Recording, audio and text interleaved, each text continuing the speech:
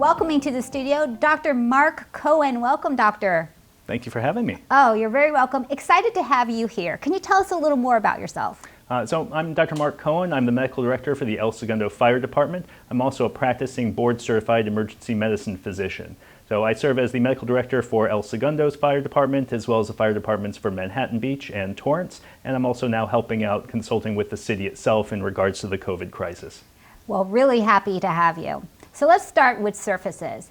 Can the virus be on objects? So the virus can certainly be on objects, but the thing that we need to remember primarily is that this is a respiratory virus. So the primary mode of transmission for the virus from person to person is going to be through respiratory droplets. Now that doesn't mean that you can't get it from surfaces if somebody were to breathe or really cough on the surface and then you were to immediately touch that surface and then touch your mucous membranes, meaning your nose, your eyes, or your mouth. So it's certainly possible to pick up the virus from a surface. It's just not nearly as common or as likely as it would be to pick it up from somebody else. If the virus is on a surface or an object, how long does it live on that object? For example, I'm very curious about mail, packages, even clothing.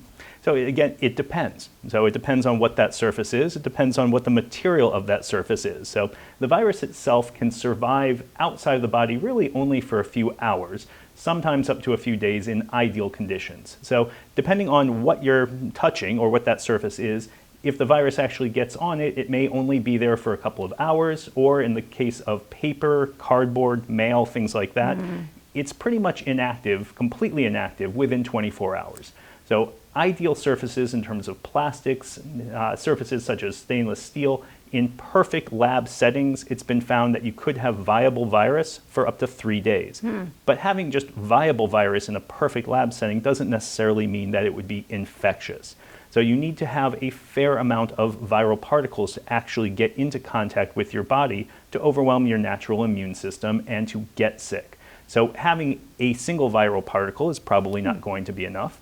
So theoretically, if somebody who was really sick coughed and produced a lot of respiratory droplets and that fell onto a piece of paper, or if it fell onto a piece of plastic or stainless steel, you would have a fair amount of time, whether that's a few minutes or a few hours, that you could then touch that and infect yourself if that's what you want to do. But in general, We don't want to do that. You absolutely don't want to do that. In general, if you're trying to avoid getting sick, if somebody were to touch a piece of mail or an Amazon package or something like that, it's not going to be such a viral load onto that surface, and it would likely not be viable for very long. So the chances of getting sick from touching that same object are actually fairly low. Okay. So with that said, a lot of people, and I'm one of those, that unless I'm expecting something in the mail, which is very time dependent, I will generally leave my mail on a table for about 24 hours, knowing that with paper, things which have essentially fibers where it allows things to dry out, since the virus does not like to be dry, I just leave it on the table for 24 hours. And I know that when I come back to pick it up, that it's going to be essentially sterile from a COVID perspective. So when it comes to things that are time dependent, if I absolutely need something that came in a UPS package or something like that, I can always open that with gloves or just wash my hands after opening it, take the object out after that, and know that I'm fairly safe. When it comes to packages, though, I've heard some people say better to leave those packages outside for a few days. Is that something that we should be doing? There's absolutely no risk to doing that, no, aside from, of course, somebody coming by and picking up the package up off the porch. But with that said, there's no risk to doing that, and there certainly is some potential benefit. So if you do have any concerns about the possibility that somebody has just coughed on a piece of mail or a package or anything like that, it is always better to wait. So that 24 hours, though, when it comes to cardboard or paper is more than enough. So 24 hours and you should be fine. You don't need to spend several days waiting. Good to know. What about clothing? Because I wash my outfits, the outfit that I'm wearing for the day, I go home, immediately goes to the washer and dryer. How long does the virus live on clothes? So again, it comes down to what the type of material is. So with cardboard or paper, those are all essentially wood fibers, paper fibers. That is a fairly consistent material. It depends on what type of clothing you're wearing. So whether it's a wool, cotton, or natural type of fiber versus something with metal zippers or plastic buttons, you can have different materials hold on to different types of viral particles or respiratory particles in different ways.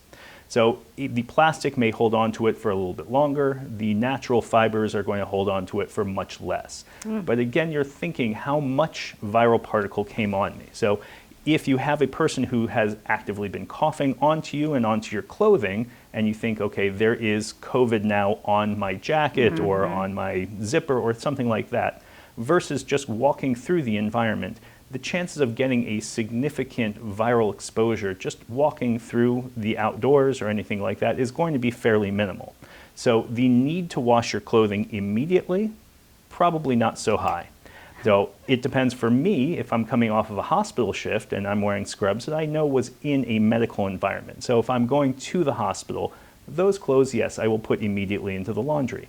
But just walking through as you're going out and walking the dog or going out to check your mail, things like that, very low risk exposures and things that you wouldn't necessarily have to worry about. What I would recommend if you don't want to be doing laundry is you can just put things in the hamper for 24 hours, and again, that will dry out the surface, and dry virus is essentially dead virus when it comes to COVID. So there you're safe within 24 hours. With that said, again, detergent, soap is the best thing you can do in terms of protecting yourself against the virus.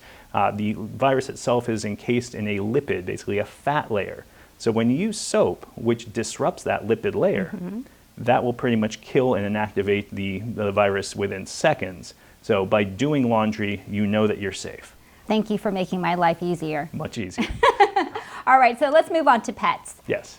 Can animals have the virus? And can they transmit that virus to humans? So the thought is that the simple answer is no, they can't. So can they actually carry the virus?